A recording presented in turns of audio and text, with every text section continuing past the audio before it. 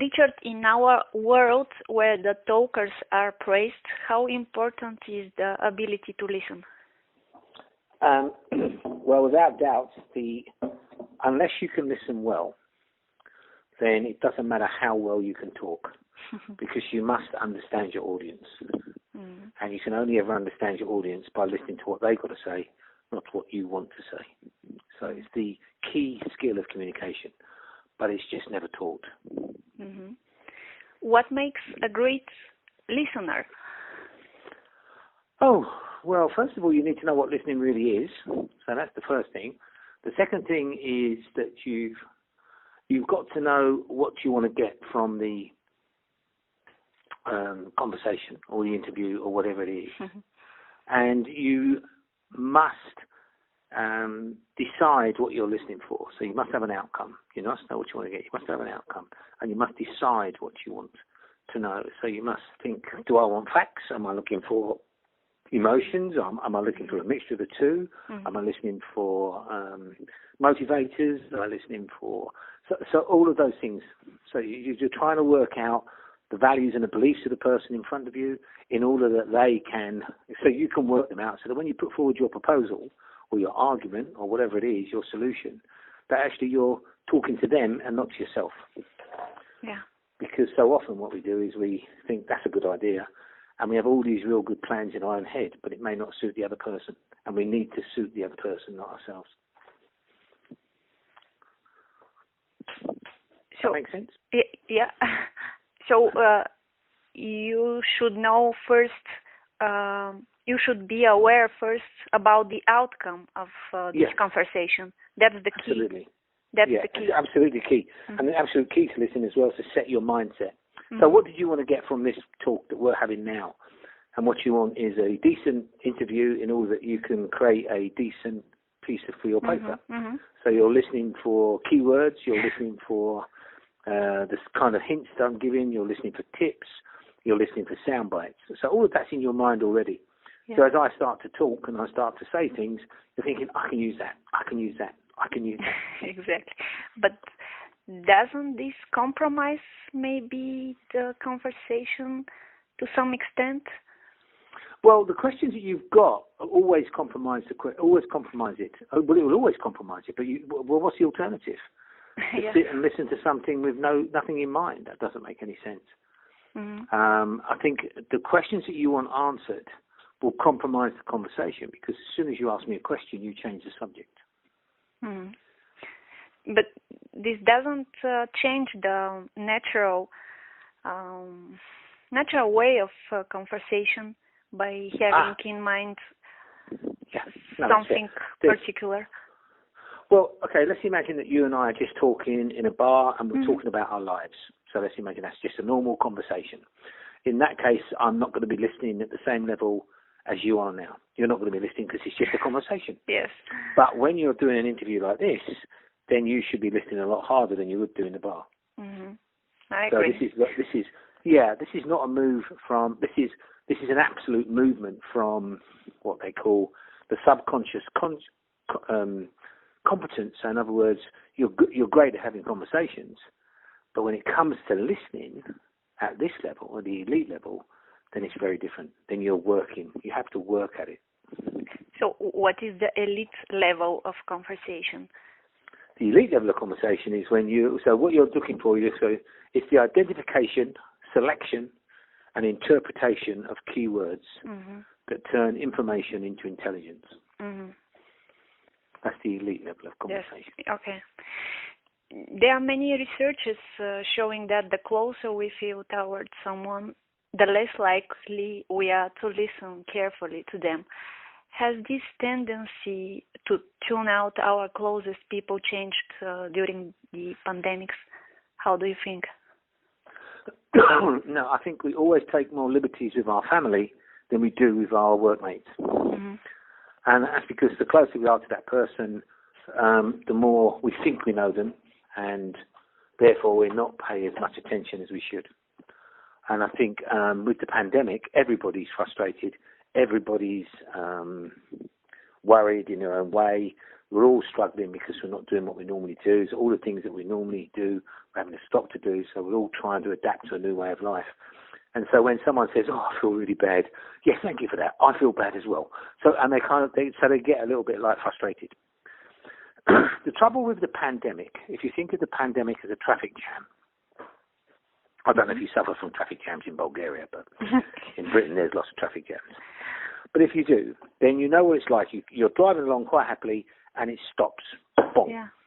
And you're thinking, well, what's going on here? And you wait there for half an hour, and then it starts to move a bit. And you think, oh, it's okay, it's starting moving now. And then you go a little bit further, and it stops again.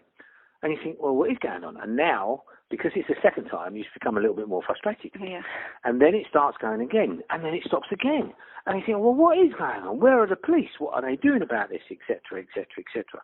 And this is the trouble with the pandemic. So every time we think we're getting over it and we can come out of lockdown and we can do this, stops again, and then it starts again, and it stops again. And of course, it's becoming more and more frustrating for everybody because it's like this is a traffic jam that's not going to stop. You're in a traffic jam for the rest of your life almost. That's what it feels like. And so we become frustrated. And because when you're in a traffic jam, you're out of control. There's no control. You can't do anything about it. So we are frustrated, and where this frustration could go in the family or outside the world, or it can be anything at all. I mean, the frustration, you become very frustrated. Protests? Yeah, absolutely. You get protests, you get anti-vaccine protests, you get all sorts of things because people are frustrated. And then they start to they want to blame somebody for it. So they blame authority. And therefore they turn on the authority, and then you'll see them, fighting with the police, etc., etc. But it's not the police's fault. They don't want to be there any more than you do. Is there hope? Of course, there's hope. Yeah, of course. And like all these things, I mean, these are just periods we're going through. I should think, anyone that went through the war and stuff like that have been in a similar situation where they're being bombed every day or there's fighting going on, and then and then it will stop, and sooner or later the vaccine will come and it'll be, it will be okay. And the frustration will go. Well, the frustration will take some time, but of course, it's like everything else. The problem comes now is it's happened once, and therefore you're not sure if it's going to happen again. So you're kind of watching a little bit carefully, and then you'll watch carefully for a year, and then after a year, everyone will start to relax and come back to normal. Well, as normal as you can do. I think a lot of things will have changed because the pandemic has shown that some things work better doing it this way than it does the other way. So, how do we listen in times of crisis? Well, this is the trouble. I think because the problem is normally is that if you're talking to someone who's in crisis or you're listening to someone who's in crisis, you're not necessarily in crisis. So you aren't actually going through the same pain, if that makes sense. But if you are, then okay, again, you're back in the car. Let's put ourselves back in the car. So we're in this car, we're driving along, and you're frustrated because you're stuck in this traffic jam, and you don't want to be in a traffic jam, and your kids are in the back, and they're saying, oh, for God's sake, how long is it going to be before we get there? And, of course, their frustration then becomes adds to your frustration, and you become less out of control. And then you start shouting at the kids, and they get upset, etc., etc. And that's what's happening, because everyone's frustrated. Normally, if you're listening to someone in crisis, they're in crisis and you're not. So, therefore, it's easier to listen to them. Does that make sense? So we don't actually listen in times of crisis. We shout out and... Well, we don't always shout, that's not fair, but some people listen better than others, but I think the problem is that we're equally frustrated as the person we're talking to, especially around crisis, if we're both in the same crisis, you know what I mean? But if in a normal, if you're dealing with someone who's got a problem, you haven't got the problem they have, so therefore you don't feel as bad about it as they do. And therefore you can listen to them a lot easier. So crises are not a good time to become a great listener. No, they are a very good time to become a great listener. It's much more difficult. Because, you are struggling yourself, Yeah. And how listening could help us become more trusted and liked? Yeah. Well, that's if you understand me, then I feel understood. If I feel understood, then I trust you. If you don't understand me, then I don't feel understood. And if I don't feel understood, then I look at you and think, well, I don't trust you. You don't even know what I'm talking about. And what are the biggest barriers by establishing trust? Oh, what are the biggest barriers to establishing trust? Mm-hmm. Lying, I think, is the key. Don't tell lies. Be honest. I think that's the big one. And don't bluff. And is this how we lose trust? You lose trust, yeah. If people aren't sure, get clarity. The thing you must do is to get clarity. You must work out what the other person really means. Mm-hmm. Because so often we make an assumption, well, they must be feeling like this, and we talk to them as if we know how they feel. And you never really understand how someone else feels. Mm-hmm. And you can never walk in someone else's shoes. It can't be done. You can't be them. Yeah. Is conversation possible in our increasingly polarized world? How can we find common ground to talk to people with whom we disagree? Well, first and foremost, don't disagree. What you need to do is to... Well, no, but the interesting thing is, of course, just because they don't say what you think they should say, or they don't agree with what you agree with, doesn't make them wrong. It just makes them different. And what you need to do is to understand why they're seeing the world in that way. What we tend to do is, well, you're wrong. Well, who says I'm wrong? Well, I say you're wrong. Well, who says you're right? You know, there's that kind of thing. You get that silly argument. So the big thing is to say, look, I don't know. Tell me what it is or why you feel that way, and then get understanding. Mm-hmm. That's true empathy. Empathy is understanding. Mm-hmm. Okay. Yeah, empathy is understanding. It's not walking in someone else's shoes. You can't imagine what it's like to be them. You can't. Every single person is unique. Yeah. And so you have to treat that person as an individual. And if they feel that way, then why are they feeling that way? Once you understand why they're feeling that way, then you at least stand a chance of persuading them that maybe there's another way of looking at it. But until that happens, but don't say they're wrong. They're not wrong. They're just different. Okay. And many experts say that the world is in a listening crisis.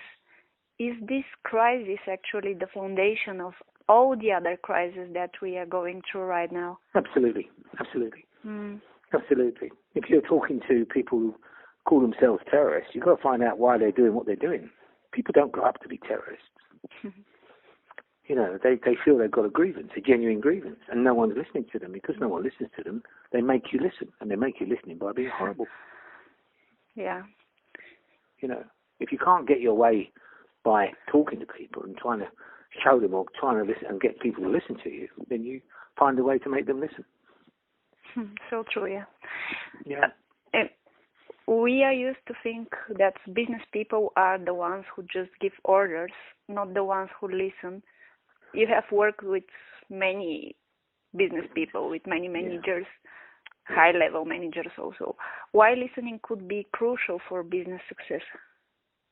Because you have to understand how your workers are feeling. You have to understand the best way of getting the best out of everybody. And there's very few, I mean, most leaders, if you're in charge of a company, then generally speaking, you're only really in charge of 3 or 4 people who sit immediately below you. And then those 3 or 4 people are in charge of 5 people that sit immediately below them. And then those 5 people are in charge of 10 people that sit immediately below them. But you're rarely in charge of more than 5 or 10 people. And you should understand each one of those as an individual, because then you'll get the best from them. Some people need to be told what to do. Some people need to be asked what to do. Some people need to be encouraged. Some people don't need encouragement. You just have to work every single person out. The great leaders understand the people they're dealing with. And it's only done by listening. So. And finally, can we become hostages without a weapon, and how we can get out of such situations? Oh, we can make ourselves hostages by becoming victims. I think that's always a worry. I think people seem to feel they get themselves in a situation that they can't get out of. Yeah. And it's almost like they give away their control and they give away choice. I always think you have a choice. And you know, you may have to wait a bit of time to be able to have that choice, but you have a choice of how you react to things. This thing's happened to me, my choice in how I react to it.